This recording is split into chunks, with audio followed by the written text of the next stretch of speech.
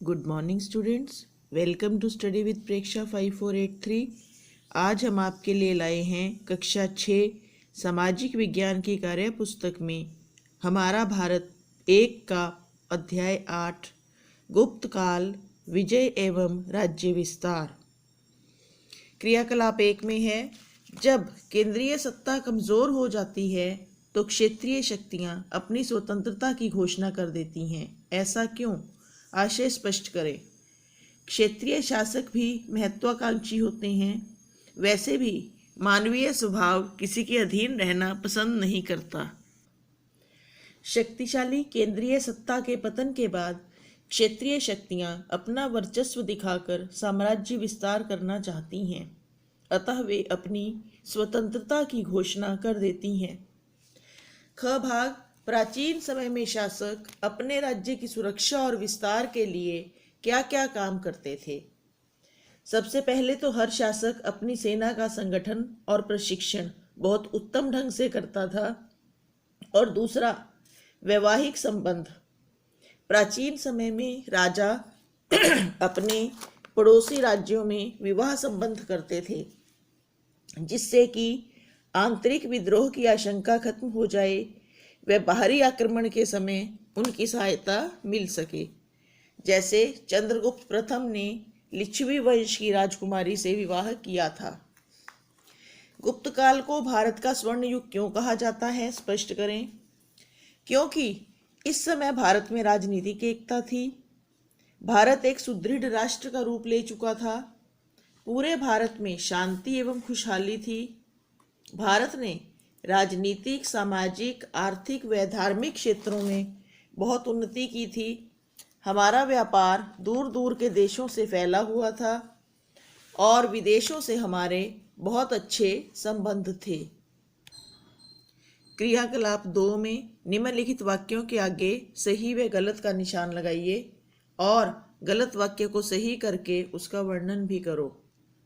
प्रयाग प्रशस्ति स्तंभ लेख में समुद्रगुप्त की उपलब्धियों का वर्णन किया गया है, ये ठीक है।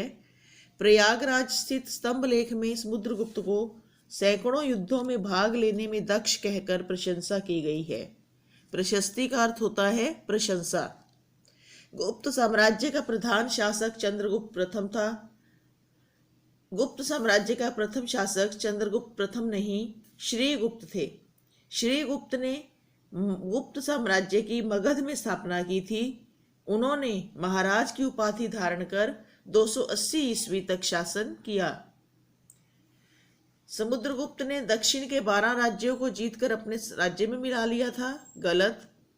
समुद्रगुप्त ने दक्षिण के 12 राज्यों को जीता, परंतु उन्हें अपने राज्य में शामिल नहीं किया था, क्योंकि उस समय संचार के आधुनिक साधन उपलब्ध नहीं थे।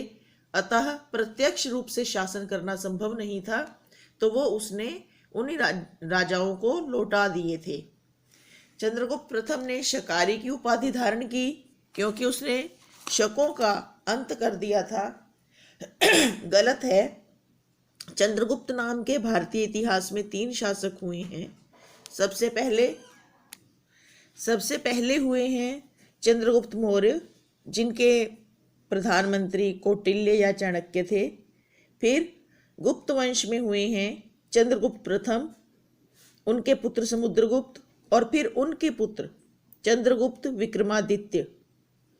चंद्रगुप्त द्वितीय ने या विक्रमादित्य ने शकारी की उपाधि धारण की थी।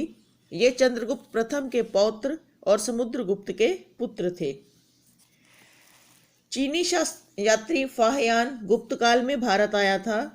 उसने अपने यात्रा वृतांत फू कुओ की, ये किताब है, चाइनीज भाषा का शब्द है ये, जो फाहियान ने लिखी। उसने उस पुस्तक में गुप्त शासनकाल की प्रशंसा की है, किंतु तत्कालीन गुप्त सम्राट चंद्रगुप्त विक्रमादित्य के नाम का उल्लेख एक बार भी नहीं किया। ये बात सही है, क्योंकि फाहियान बौद्ध धर्म का अध्ययन करने भारत आया था और गुप्त सम्राट सनातन हिंदू परंपरा के वाहक थे। उनके समय में बौद्ध धर्म का पतन और हिंदू धर्म का उत्थान हुआ था।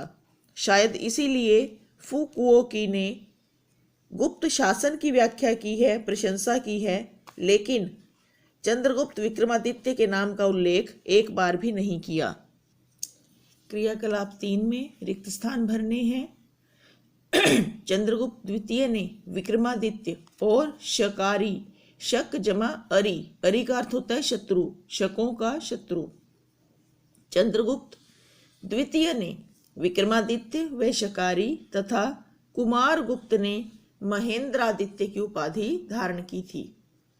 स्कंदगुप्त ने सौराष्ट्र में स्थित सुदर्शन झील की मरम्मत करवाई थी। हूण एशिया की एक बर्बर जाति थी। स्कंदगुप्त ने भारत से इन्हें खदेड़ दिया था। समुद्रगुप्त के द्वारा किए गए अश्वमेध यज्ञ की जानकारी उसके सिक्कों से मिलती है। कालिदास गुप्तकालीन एक महान कवि और नाटककार था। आज की वीडियो में इतना ही। देखते रहिए हमारा चैनल स्टडी विद प्रेक्षा 5483। धन्यवाद।